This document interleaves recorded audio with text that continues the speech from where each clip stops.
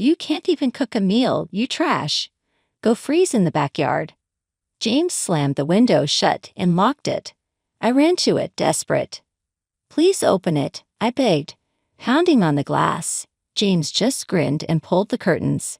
The cold hit me hard. Just moments ago, I had been warm inside.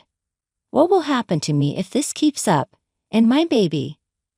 As I was about to pass out from the cold and shock, someone reached out to me. Are you okay? A voice asked. The next day, I came home with him. There in the yard was James, naked and freezing. I stared in disbelief as Liam stepped forward. You said it yourself, Liam told James coldly. If you can't cook properly, freeze outside. James, shivering, couldn't respond. I'll call an ambulance, Liam said. Emily, do you want to say anything to him before it arrives? I nodded and stepped closer to James. I'm Emily Smith, a 28-year-old homemaker. My mother died of an illness soon after I started working, and my father followed with a heart attack. As an only child, I was left completely alone. The loneliness was unbearable, so I buried myself in work. Emily, are you okay? You seem to be pushing yourself. That was James, reaching out to me back then. He comforted my grieving heart, supporting me when I cried alone. Once I began to heal, he pursued a relationship with me. After dating for a few years, we got married. Wow, we're so pleased to have such a lovely young woman join our family. Yes, for James, he's brought home quite a nice young lady. After our wedding, I started living with James's family. We got along very well. Emily, I saw on TV the other day that there's a new cafe near the train station. Let's go together sometime. Yes, I'd love to. I particularly hit it off with my mother-in-law, and we go out for a meal together once a week. I also get along well with my father-in-law, who loves to cook, and we've cooked together in the kitchen several times. I'm glad you're getting along with my family, but isn't my younger brother a bit of a handful? Oh, not at all. It's true that I don't talk much with Liam, my brother-in-law, since he works from home. He often stays in his room, but I was interested in his work, and when I asked about it, he explained it to me in detail. So I've been getting along well with James's family. A few years after we got married, I became pregnant with James's child. Given the severity of my morning sickness, I decided to quit my job.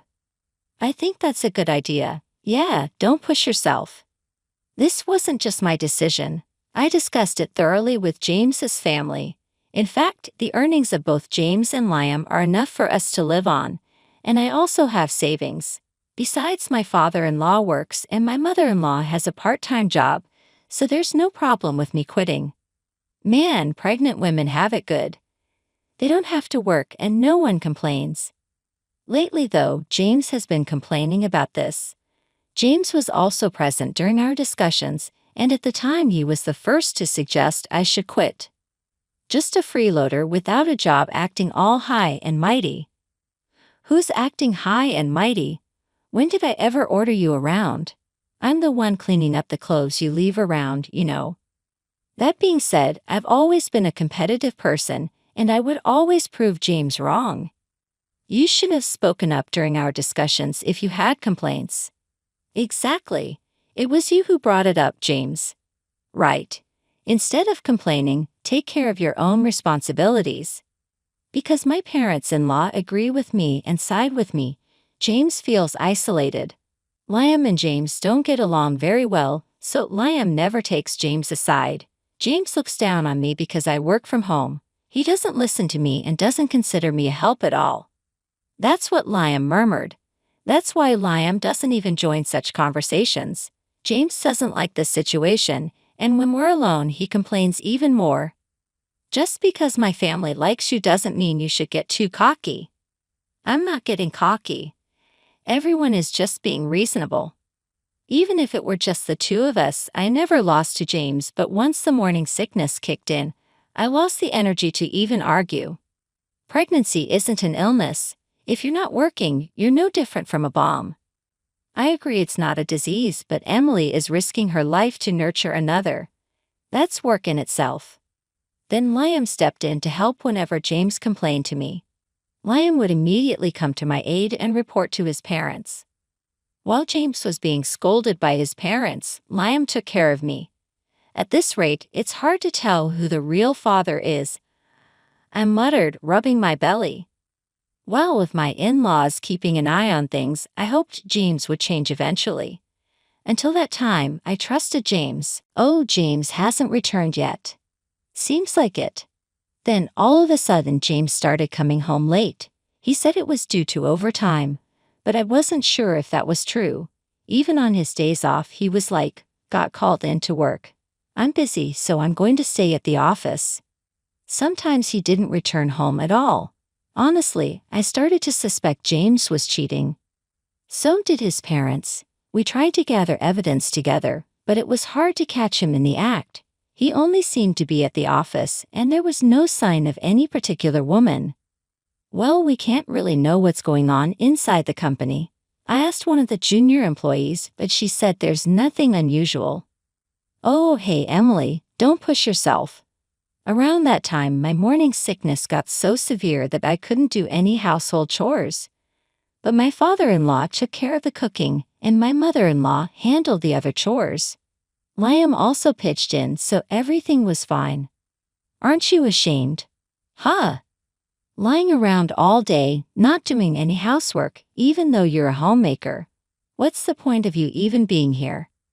James, having seen his parents doing the housework, woke me up in the middle of the night just to say that.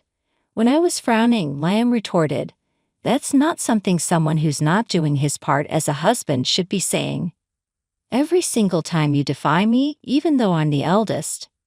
Well, you're not exactly the kind of brother I can look up to. You've always been such a smartass." The argument between the brothers escalated, and just before it turned into a physical fight, the commotion was heard by their parents, who intervened to stop them. After hearing the situation, they scolded James. "That's enough. Do whatever you want." "Wait, James, where are you going?" Without answering me, James left. "I'm really sorry about that fool. We truly apologize." In place of James, they apologized to me, and the matter was settled there. However, James's attitude has been getting worse. Something needs to be done soon. I was at a loss for what to do. What should I do? Is everything all right? One Saturday, my mother-in-law and father-in-law had plans to travel for a local event. They had arranged this trip in advance, but they seemed concerned about James's recent behavior. "I'm worried about leaving you behind." "I'm fine. My morning sickness has settled down quite a bit." Even they were quite concerned. I saw them off with a smile, and they headed off on a 3-day trip. Around the same time, Liam had some overnight commitments. "I'm sorry for leaving during such a time." "Don't worry about it. Take care and be safe." Not long after my mother-in-law and father-in-law left, Liam departed as well. That day, unusually, James was home, though he was still asleep. I was like, well, I've got things to do, and got up. Honestly, I was not feeling my best, but if I just lay around doing nothing, I didn't know what James might say. Thankfully, there were plenty of dishes that my father-in-law had prepped and stored in the fridge. I began cleaning and doing laundry, taking it slow and easy on myself. "Hey, breakfast." "Oh, just woke up." James finally got up close to noon, his hair still tousled and a grumpy look on his face. He demanded breakfast. I rolled my eyes and pulled some leftovers from the fridge. "What's that?" "Huh? You mean the leftovers your father made? You, being a homemaker, can't even cook." That remark irked me. Why do I have to hear this? Does he not realize I'm carrying his child? There's no justification for such a comment. "Sorry, right now my job is to take care of my baby in my belly. Adult care has been on the back burner." "How dare you talk like that to your husband?" Just as James shouted at me, the door was flung open with a bang. Standing there was Liam. I could hear shouting all the way outside. "You shut in." James shot Liam a dirty look and headed back into his room, murmuring some curse words under his breath. Just as I thought James made a noise, he seemed to leave the house. Liam sighed heavily. You okay? Yeah. What brought you here? I came to pick up something I forgot. Saying that, Liam looked at me with a worried expression. I chuckled, thinking how much he resembled his mother. It's okay, go on, be on your way. I'll be going then. Liam looked back at me hesitantly before finally leaving. I wondered where did the James I first met back then go. At this rate, a divorce, but I still want to be family with my in-laws. Feeling suddenly exhausted, I decided to lie down, and as I closed my eyes, I drifted into a deep sleep. Emily, time to wake up. As I hurriedly sat up, I met James's eyes, who was giving me a wry smile. I must have dozed off completely. I'm going to get an earful from James again. I've let you sleep, but it's already evening, he said, surprising me with his gentle tone. My eyes widened in shock. James was like, I've prepared dinner, so when you're up, come join me. With that, he left the room. There was a blanket over me, and I couldn't help but wonder if James had covered me. I headed to the kitchen. I found my father-in-law's dishes already warmed up, ready to eat. I'm sorry, Emily. James was like, when I heard we were having a child, I was ecstatic. But then I felt so overwhelmed, and I took it out on you. This is my way of saying sorry. James presented a cake. Honestly, this gesture wouldn't erase all of James' past behaviors, but him apologizing genuinely warmed my heart. For now, I decided to let it go and enjoy our meal together. Hey, look, it's starting to snow. Oh, you're right. Let's go take a closer look. Saying that, James headed towards the porch. Watching his childlike excitement, I chuckled and followed him. The sight of the white snow falling against the backdrop of the night was indeed beautiful. As I came from an area where it rarely snowed, this scene felt fresh to me. Without thinking, I moved closer to the window. Let's open the window. No, it's going to be cold. Just put on a jacket and you'll be fine. As he draped a jacket over me and opened the window, the chill wind rushed in. Just as I was bracing myself against the cold, James tugged at my arm. Huh! Before I knew it, I was outside. Turning around, there was James grinning mischievously. You're a homemaker and yet you don't do the housework. That makes you a failure as a wife. Reflect on that tonight. Excuse me, what are you talking about? You can't even cook a meal, you trash. Go freeze in the backyard. With that, James shut the window and locked it. I immediately ran to the window. Please open it. I picked as I pounded on the window, but James just grinned and drew the curtains. I began to shiver from the cold. I could feel my body, which had been warmed by the heater until just a moment ago, rapidly losing its warmth. What am I going to do?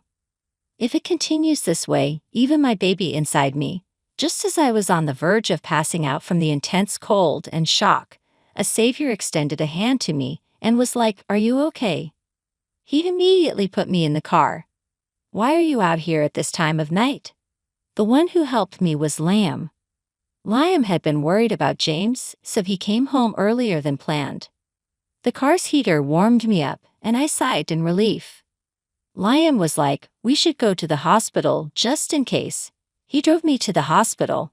Thanks to Liam's quick response, fortunately, both my baby and I were fine. And while I was being examined, Liam had apparently arranged for a hotel. We were able to stay at the hotel, but Liam left and went somewhere else. I'm so relieved. You're going to be a strong baby, aren't you? Feeling reassured that I'd arrived at the hotel, I rubbed my belly.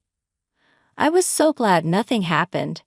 I was exhausted, so as soon as I lay down on the bed, I fell asleep. Oh, Emily, are you okay now? Yes, completely. Thank you so much. No worries, shall we go? The next day, I returned home with him. In the yard, James was freezing naked. When I was staring in shock at the sight, Liam stepped forward. That was what you said, wasn't it? If you can't even cook properly, then freeze outside. Liam spoke to James with a cold gaze and tone. James, shivering in the yard, couldn't even reply properly. I'll call an ambulance out of the goodness of my heart. Emily, you want to say anything to him before it arrives? Nodding in response to his words, I took a step closer to James. It's because of you that our baby was almost in grave danger. I will never forgive you. Just you wait.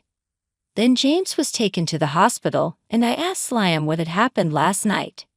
After dropping me off at the hotel, Liam sneaked back home.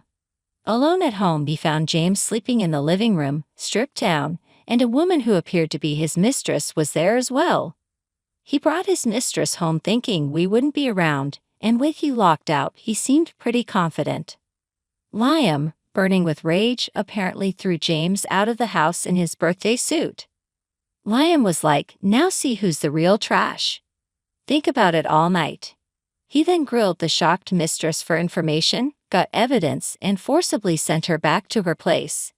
It turns out she also had a family, and by the time he informed them of everything, dawn was approaching.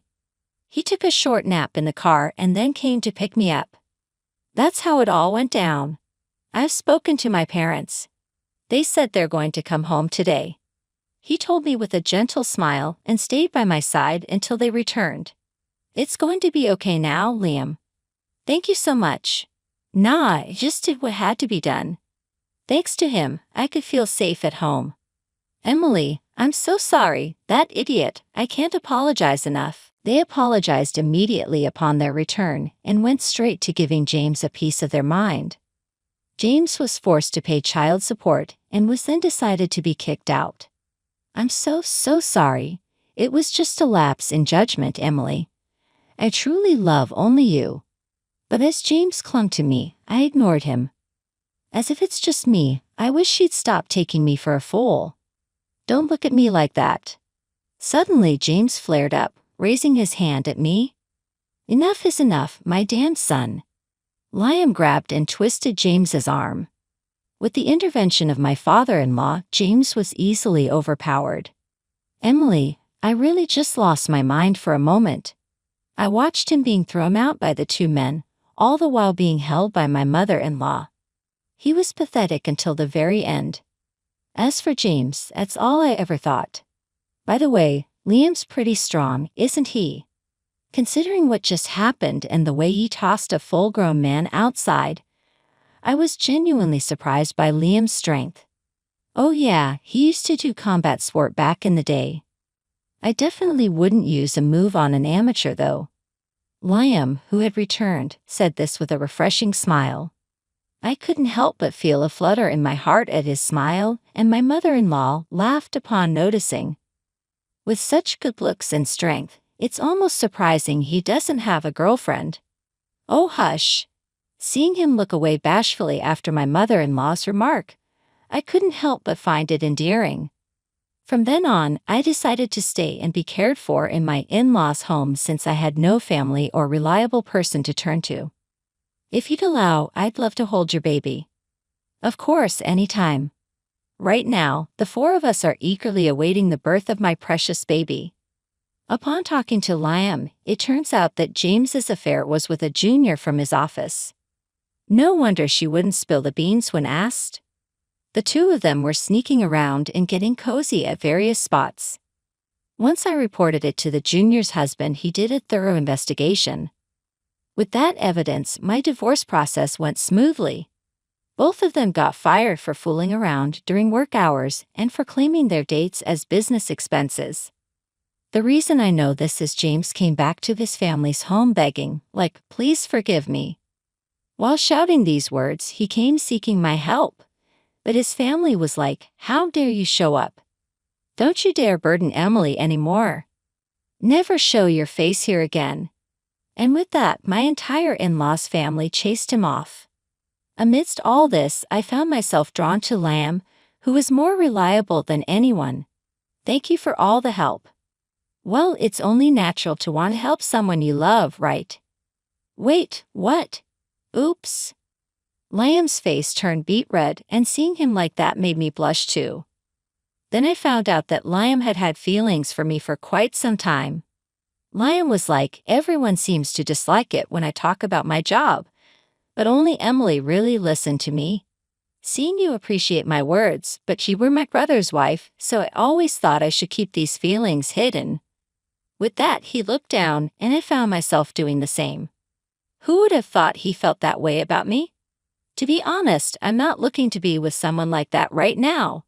I figured, but if you can wait a little, I want to respond to those feelings. He suddenly looked up at my words, and he beamed a radiant smile at me. All right, I'm going to give it my all to win you over. Oh, I'll brace myself then. By the way, our conversation was fully witnessed by his parents, and dinner was quite a feast.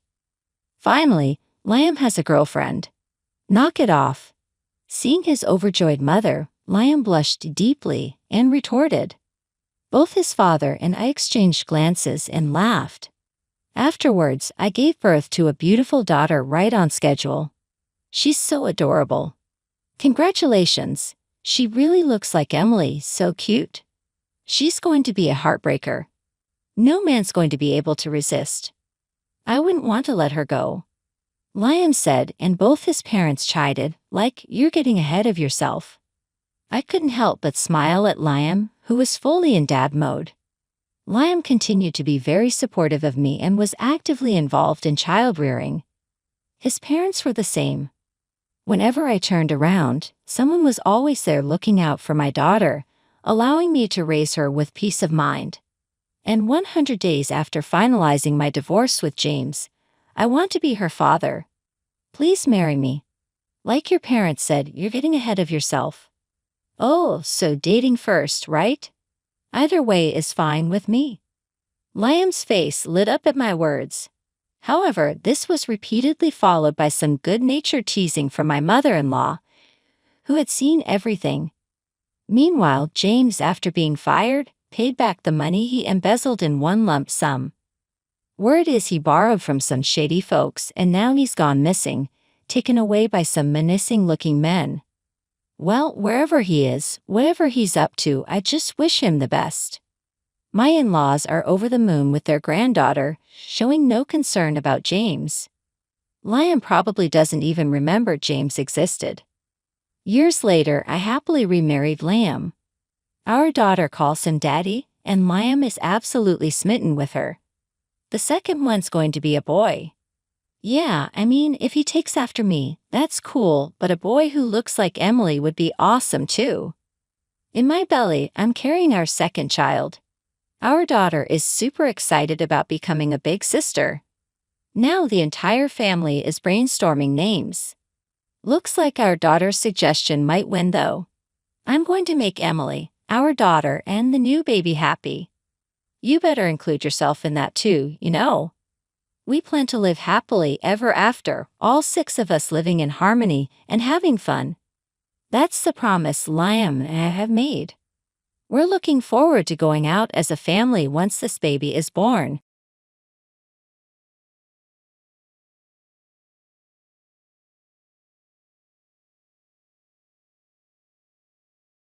The day my world turned upside down began like any other. I was in the kitchen, the aroma of freshly brewed coffee filling the air, when my phone rang. Glancing at the screen, I saw Dr. Jennings' name flash. My heart sank. Elaine Morrison, I answered, trying to keep my voice steady. Mrs. Morrison, it's about your father, George. I'm sorry to say it's cancer, terminal. He might have 6 months, perhaps less. Dr. Jennings' voice was a blend of professionalism and sympathy. The news hit me like a physical blow. My father, the man who raised me single-handedly after Mom passed, was now facing his final chapter. Alone, the thought was unbearable. I found Ethan in his study, surrounded by piles of paperwork. Ethan, we need to talk. It's about Dad. He's dying. Ethan looked up, his expression barely changing. And what do you expect me to do about it? The coldness in his voice stung, but I pushed on. I want him to move in with us. He shouldn't be alone now, and we have plenty of space. Ethan scoffed, a sound that echoed off the walls of the study. Here, live with us? Elaine, be reasonable. This house is for us, not for charity cases. If you're so desperate, let him stay in the garden shed. But that's as far as I go. The garden shed. The words echoed in my mind, a cruel and mocking suggestion. How had my life come to this? Marrying Ethan, I had hoped for love and companionship, but all I found was a life of silent transactions and cold indifference. That night, as I lay in our bed, Ethan's snoring filling the room, I couldn't help but think back to the days of my youth, days filled with laughter and dreams, days when the future seemed bright and full of possibilities.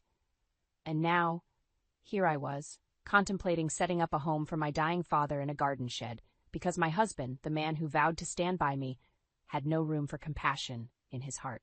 The irony of it all was not lost on me. Ethan, who always preached about family values, was now turning his back on the most basic human decency. The realization was bitter, and it kept me awake long into the night. As dawn broke, a determination stirred within me. If Ethan wouldn't help, I would do it myself. I would make the garden shed a home for my father, a place where he could spend his final days surrounded by love and care, even if it was just from me. I rose from the bed, my mind made up. It was time to take a stand. For my father, and perhaps for myself too. As I embarked on the task of transforming the garden shed into a livable space for my father, memories of the past swirled through my mind, each one a sharp contrast to my current life. I remembered the days of my youth in our small but happy home, where laughter was our constant companion. My father, George, was a beacon of strength and kindness, filling the void left by my mother's early passing. He taught me the value of hard work and the joy of simple living. But our simple life took an unexpected turn when I was 19. The Daltons, a prominent and influential family in our town, appeared at our doorstep with a proposal that felt more like a decree.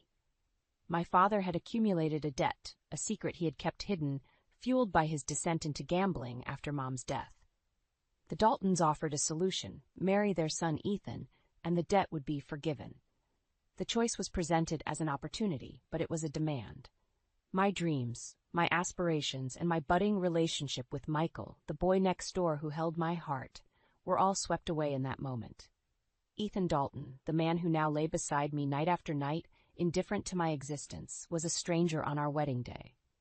Our marriage was a transaction, devoid of love or warmth, a sacrifice I made to save my father from ruin.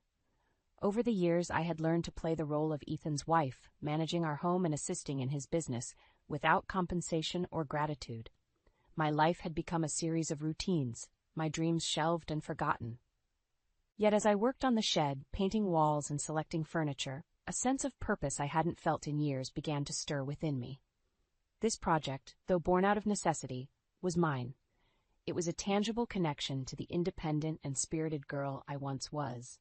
A girl who believed in making a difference. As I stood back to admire my handiwork, the shed no longer seemed like a symbol of Ethan's cruelty, but a testament to my resilience. It was small, but it was filled with the warmth and love that our sprawling mansion so conspicuously lacked. I realized then that this shed was not just for my father. It was a sanctuary for my own weary soul, a place where I could reconnect with the parts of myself that I had lost in the years of my loveless marriage. It was in this small space, amidst the smell of fresh paint and new beginnings, that I made a silent vow. I would be there for my father, just as he had always been there for me, and in doing so, I would find a way back to myself, to the Elaine who dared to dream and love. The transformation of the garden shed into a cozy abode for my father was more than just a physical change. It was a reflection of my inner turmoil. As I worked, my thoughts often drifted to the strained tapestry of my marriage with Ethan. Our relationship, if it could be called that, was a study in silent endurance. Ethan was always more a businessman than a husband. He viewed everything through the lens of profit and loss, including our marriage.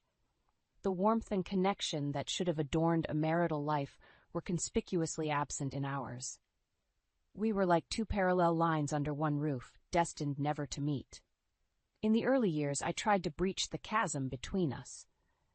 I attempted to take an interest in his work, to be the wife I thought he wanted, but my efforts were met with indifference, or at times with barely concealed irritation. Ethan had no interest in a partner. He wanted an accessory, someone to manage his home and host his business associates. As the years passed, I found myself fading into the background of Ethan's life. I was there, yet invisible, my existence acknowledged only when it served a purpose. The realization was a slow and painful awakening. I was living in a gilded cage, a bird with clipped wings. My father's illness and Ethan's callous reaction to it were the final straws.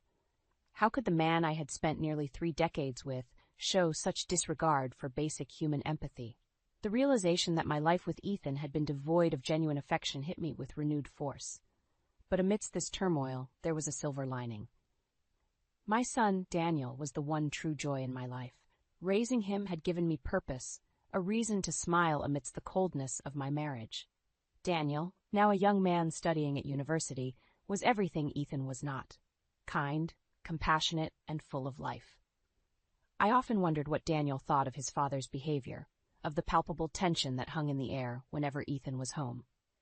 But Daniel, ever the peacemaker, never voiced his concerns. He was the bridge between two worlds that refused to converge. As I placed the final cushion on the newly installed couch in the shed, a sense of accomplishment washed over me. It was modest, but it was filled with love and care, something that my vast, luxurious home lacked. This small shed had become a symbol of my resilience, a quiet rebellion against the life of silent compliance I had been living.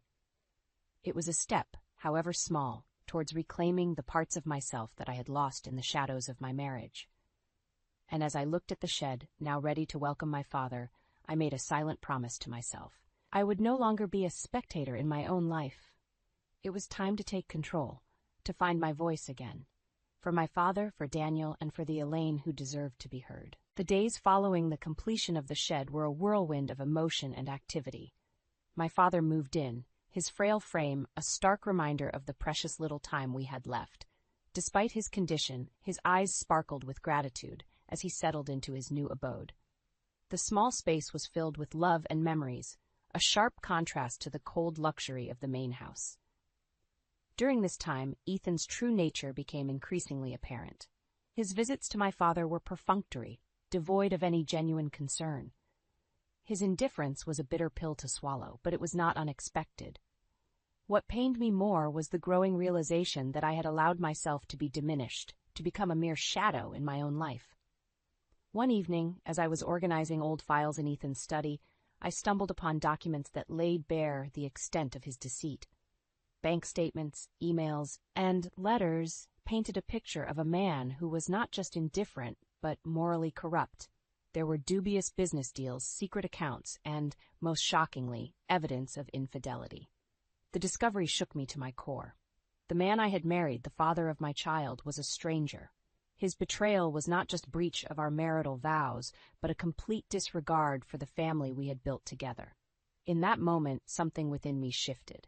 The years of suppressed anger and disappointment surged to the surface, fueling a newfound resolve. I could no longer be a bystander in my own life story. I started to secretly gather evidence of Ethan's misdeeds. Each document, each piece of evidence was a step towards my liberation. It was not just about seeking justice, it was about reclaiming my dignity, my self-worth. As the days passed, I became more determined. I began to plan my exit from this loveless marriage. My conversations with my father, once filled with shared memories and laughter, now often turned to discussions of the future. "You've always been strong, Elaine," my father would say, his voice weak but his eyes full of love. "You deserve happiness. You and Daniel. Don't let Ethan take that away from you." My father's words were a balm to my troubled soul. In his wisdom and love, I found the strength to envision a life beyond Ethan's shadow. The final push came unexpectedly. One day, as Ethan berated me over some trivial matter, something inside me snapped. His words, once capable of wounding me deeply, now fell on deaf ears. "I'm not your property, Ethan," I said calmly, the clarity in my voice surprising even myself. "I am a person, deserving of respect and love, neither of which you've ever given me." Ethan's response was a mix of shock and anger, but I was beyond caring. I had spent too many years under his thumb, and I would no longer allow him to control my narrative. That night, as I lay in bed, a plan began to form in my mind. I would leave Ethan, but not empty-handed. I would fight for what was rightfully mine and Daniel's. It was not just about financial security. It was about setting things right, about ensuring that Ethan faced the consequences of his actions. The next few weeks were a blur of activity. I met with lawyers, gathered evidence, and prepared my case. It was a daunting task, but with each step I felt more empowered, more like the Elaine I had once been. And then, one sunny morning, As I sat in the shed with my father, watching the birds flit about in the garden, I knew it was time. I was ready to face Ethan, ready to end the charade of a marriage that had been nothing but a prison. "I'm going to do it, Dad," I said, my voice steady. "I'm going to leave Ethan and start a new life. For me, for you, for Daniel." My father smiled. A fragile but genuine smile. "I've always believed in you, Elaine. It's time for you to believe in yourself." With that, I stood up, my resolve firm. It was time to close this chapter of my life and begin anew. Elaine Morrison was no longer a victim of circumstance. She was a woman in control of her destiny. The day I confronted Ethan was a day of reckoning. Armed with my gathered evidence and bolstered by a newfound sense of self-worth, I faced him in what had once been our shared study. The room, once a symbol of our joint life, now felt like a battleground. "Ethan," I began, my voice steady despite the tumultuous emotions within, "this marriage, our life together, it's over. I'm leaving you." His reaction was a mix of disbelief and scorn. "Leave me, Elaine? You have nothing without me. Where will you go? You think you can survive out there on your own?" His words, meant to intimidate, only strengthened my resolve. "I have more than you realize, Ethan. I have evidence of your infidelity, your shady business dealings, and your financial mismanagement. I'm not leaving empty-handed." The look of shock on Ethan's face was, in a way, satisfying. For years, I had been under his thumb, underestimated and undervalued.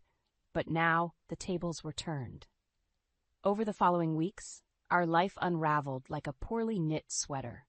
The divorce proceedings were bitter, with Ethan trying to discredit me at every turn. But I stood my ground, backed by irrefutable evidence and a legal team that believed in my cause. As the truth of Ethan's actions came to light, his reputation, both personal and professional, began to crumble. The community we had once been a part of turned its back on him. His business associates distanced themselves, and even his closest friends began to see him for who he truly was. In a twist of fate, it was Ethan who ended up isolated and alone, much like he had made me feel all these years. The empire he had built on lies and deceit was now his prison, a constant reminder of his moral bankruptcy. The final divorce settlement was more than just a financial victory for me. It was a symbol of my liberation. I received a significant portion of our assets, enough to ensure a comfortable life for myself, my father, and Daniel. With the legal battles behind me, I focused on rebuilding my life. I bought a modest but beautiful home, not far from the university where Daniel was studying. It was a fresh start, a place where my father could spend his remaining days surrounded by love and care. The house quickly became a home, filled with laughter and warmth, a stark contrast to the cold, impersonal mansion I had left behind. My father's health, while still fragile, seemed to improve in this new environment, buoyed by the positive energy that surrounded him. As for myself, I found a sense of peace I hadn't known in years. I took up gardening, something I had always wanted to do, but never had the time for. I also began volunteering at a local charity, finding fulfillment in helping others. The most significant change, however, was within me. I no longer saw myself through Ethan's eyes. I was no longer the timid, compliant wife, but a strong, independent woman who had faced adversity and emerged victorious. One evening, as I sat on the porch watching the sunset, a sense of contentment washed over me. I had come a long way from the scared young girl who had entered a loveless marriage to save her father. I had fought for my dignity, for my right to happiness, and I had won. My journey was not just about leaving Ethan, it was about finding myself. And as I looked towards the future, I knew that whatever challenges lay ahead, I would face them with strength and grace. Elaine Morrison had finally come home.